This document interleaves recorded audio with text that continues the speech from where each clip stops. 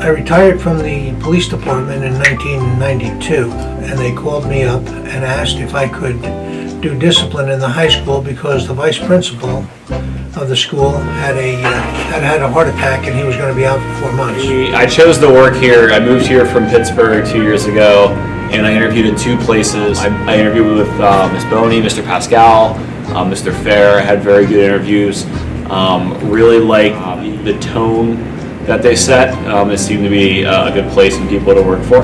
But in the end of the game, I was a guy looking for a job, so they offered me a job, and I was more than happy to accept and work here. I chose to work at Mala High School because I know that it's a place where they really care about student success. It has a strong reputation for academic excellence, and I want to be a part of that. I had worked for 28 years in a private college, and I wanted to end my career working with high school students. So there was an ad in the paper for a business teacher, and I applied and I got the job.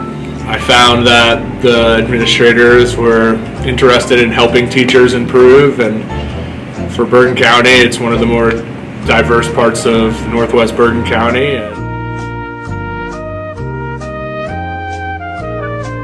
It would be the students who have come back to see me after they've graduated 4, 5, 6 years earlier. Soccer is a passion of mine. I played growing up. I love coaching. I love the environment and being around it. And it was my first year with the team, and those things they'll stick with me forever. It would probably be my first year in this building when we had to first start the dance team, and there was a group of excited girls, and they were really excited to have me as their dance coach. Watching all of you graduate and come back years later and seeing what you've done with your lives. Watching the football team win the state championship this year was a pretty cool experience. No, I like what I do. I wouldn't change my job. I love what I do. I love teaching business. It's interesting to me. I enjoy being a teacher, but I also wear several hats. So I also do counseling on the side, so I have the best of both worlds. I would never change my job. If I wasn't doing this, maybe I would be an actuary or an accountant, so that would be less interesting, I think.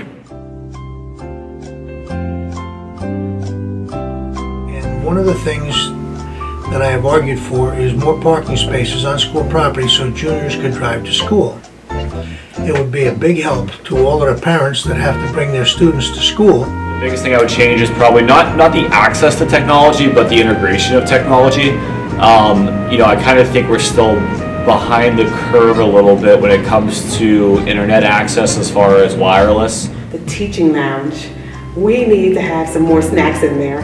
I like the way the school runs. I don't know, there's really not much I would change around here. I think this is a pretty cool place to go to school and to work.